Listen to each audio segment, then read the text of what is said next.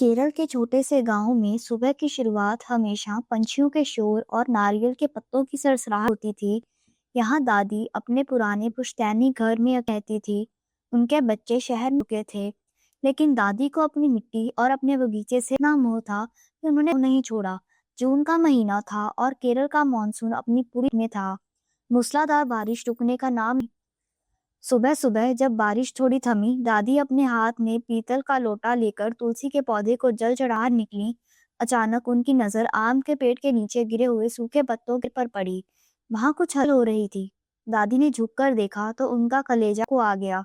कीचड़ और गीले पत्तों के बीच एक नन्ही सी वह इतनी छोटी थी कि अभी उसके शरीर पर पूरी तरह बाल नहीं आए थे।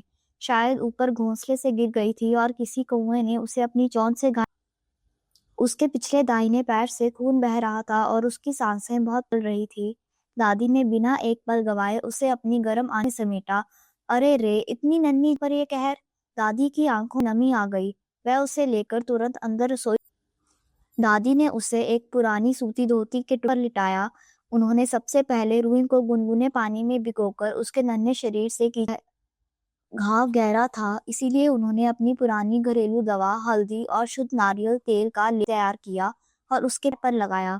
शुरुआत के 48 घंटे वह नन्ही गिलहरी ना कुछ खा रही थी न पी रही थी।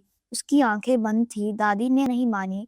उन्होंने इंजेक्शन की एक पुरानी शीशी को साफ किया और उसमें रुई की गाकर मिल्क फीडर बनाया। वह हर एक घंटे में उसे दूध की एक दी। तीसरे दिन की सुबह जब सूरज की पहली किरण खिड़की से अंदर आई, उस नन्ही जान ने अपनी काली मोतियों जैसी खोली। उसने धीरे से चिक चिक की आवाज निकाली। दादी मुस्कुरा उठी और उन्होंने चाय की झुर्रियां खिल गई। जी गई मेरी बच्ची, आज से तेरा गिल्लू है। जैसे जैसे दिन बीते, गिल्लू दादी के घर की बन गई। वह अब दादी की गोद से निकलकर पूरे में अपनी सल्तनत चलाने लगी थी। दादी का वह शांत घर अब गिल्लू की उछल कूद से जब दादी मंदिर के कमरे में दिया जलाती, गिल्लू उनकी थाली से कपूर या फल उठा भाग जाती। दादी उसे डांटती, ओए बदमाश, भगवान का। पर गिल्लू उनके कंधे पर चढ़कर उनके कान के पास दादी जब लकड़ी की चौकी पर बैठकर चावल और अंबर खाती, गिल्लू उनकी थाली के किनारे बैठ जाती। वह चावल का एक दाना अपने नन्हे और बड़े दादी अक्सर उससे बातें करती, देख गिल्लू, शहर से आरव और मीठी फोन आया था। वह तुझे देखने वाले हैं। गिल्लू अपना सिर टेढ़ा करके ऐसे सुनती जैसे उसे एक एक शब्द आ रहा हो। 1 साल के भीतर गिल्लू पूरी तरह स्वस्थ बड़ी हो गई। उसकी पूंछ अब घनी रेशमी थी। वह दादी के सफेद बालों को अपना घोंसला समझती और अक्सर उनमें चिप सो जाती।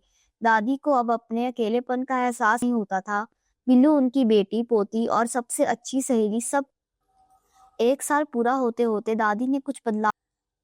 गिल्लू अब घर के अंदर रहने की बजाय खिड़की पर बैठकर बाहर के पेड़ों को घरों निहारती। बाहर की गिलहरियों की आवाज सुनकर वह बेचैन हो जाती।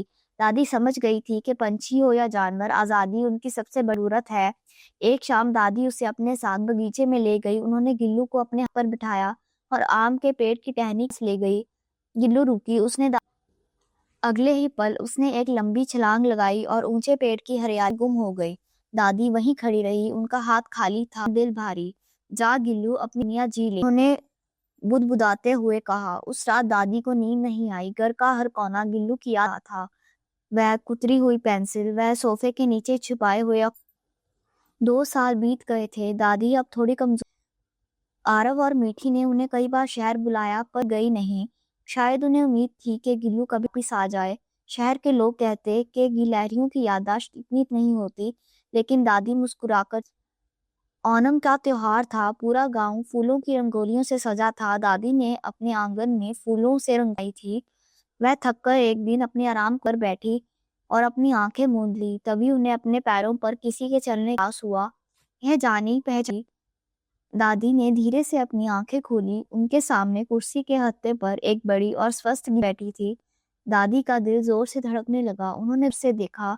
उस गिलहरी के पिछले दाहिने पैर पर एक हल्का सा सफेद निशान था, वही निशान जो दादी की हल्दी और गिल्लू। दादी की आवाज थी। वह गिल्लू ही थी। वह मरी नहीं थी, वह भूली नहीं थी। उसने अपनी पूंछ को विशेष अंदाज में हिलाया और उछलकर सीधे दादी की छाती पर आ बैठी।